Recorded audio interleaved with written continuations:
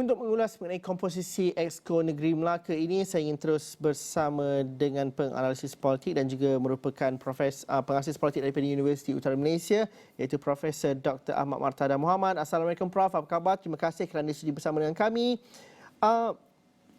Bayangan diberikan kepada pembentukan Exco di Negeri Melaka sama seperti Kerajaan Perpaduan di Putrajaya.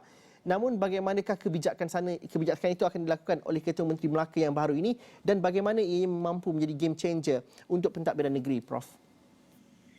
Saya melihat kenyataan Yang Amat Berhormat Ketua Menteri Melaka yang baru ini adalah satu tindakan yang konsisten dengan apa yang diamalkan oleh Kerajaan Persekutuan. Kerana kita lihat bahawa apabila Kerajaan Persekutuan dibentuk berdasarkan kepada Kerajaan Perpaduan, maka sudah tentulah kerajaan negeri juga perlu mempunyai komposisi yang sama. Dan ini akan lebih memudahkan penerimaan masyarakat terutamanya yang melihat bahawa perlu ada satu kesinambungan dari segi kepemimpinan di peringkat persekutuan dan juga di peringkat negeri. Jadi sudah tentulah dengan adanya komposisi perpaduan itu, maka sudah pastilah sokongan kepada Ketua Menteri akan menjadi lebih tinggi dan yang lebih utama agenda-agenda penting seperti yang disebutkan oleh beliau iaitu memastikan perkhidmatan yang lebih baik terutama dari segi sekolah, jalan raya dan juga menarik pelabur-pelabur asing itu akan mudah untuk dilaksanakan apabila kerajaan itu nanti mendapat sokongan yang lebih daripada wakil-wakil rakyat di Dewan Undangan Negeri. Tapi keadaan di Dewan Undangan Negeri Melaka itu adalah satu situasi politik yang agak stabil apabila Barisan Nasional menang besar pada pilihan raya negeri 2021. Justru bagaimana strategi untuk pembentukan kali ini bukan sekadar melihat, Prof kata betul, melihat kepada sokongan, ini pasca daripada pemilihan UMNO juga, tapi dalam masa sama memastikan pasukan yang benar-benar boleh buat kerja dan juga mengimbangi semangat kerajaan perpaduan dan juga sentimen dan juga situasi sebenar di negeri Melaka itu. Bagaimana mengimbangkan itu? Ya, kerana kita perlu lihat bahawa kekuatan di Melaka juga sebelum ini kalau melihat kepada Parlimen bukan Dewan Undangan Negeri, kerana Dewan Undangan Negeri majoritinya ialah UMNO. Namun dari segi Parlimennya komposisi itu agak berbeza sedikit. Jadi sudah tentulah kita melihat bahawa dalam membuat percaturan di kalangan ahli-ahli Dewan Undangan Negeri, maka sudah tentulah perlu juga meletakkan walaupun kita dapati PH tidak mempunyai jumlah kerusi yang banyak, hanya 4. Tetapi jumlah ini juga jika diberikan peluang misalnya mana-mana anggota ahli Dewan Negeri daripada PH menganggotai jawatan Exco, maka sudah tentulah ia akan memastikan bahawa sokongan itu akan terus diberikan.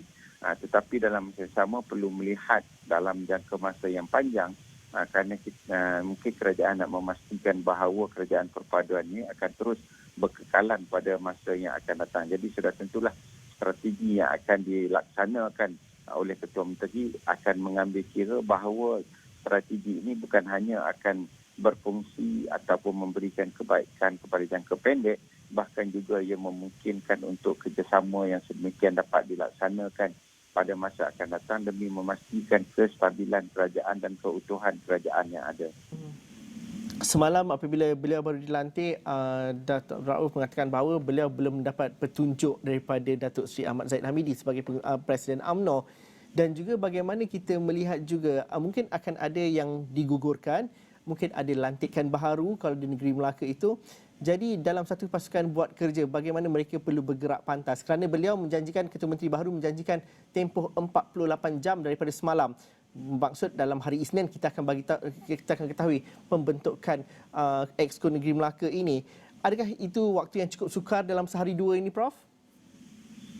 Bagi saya, ya. Kerana sudah tentulah Datuk Seri Rauf beliau mengenali tokoh-tokoh pimpinan UMNO sebelum ini. Mungkin ada di kalangan mereka yang boleh bekerjasama dengan beliau ataupun yang mungkin tidak boleh bekerjasama. Pastilah beliau perlu mempunyai satu tim yang menyokong penuh beliau. Dan ini akan memudahkan beliau untuk melaksanakan apa juga agenda demi kebaikan negeri Melaka terutamanya. Jadi saya pastilah akan ada perubahan Exco kerana kita tahu bahawa sebelum ini Exco tersebut adalah dilantik oleh Ketua Menteri dan mereka juga mungkin ada di kalangan Exco tersebut yang mungkin mempunyai sokongan ataupun hubungan baik dengan Ketua Menteri sebelum ini.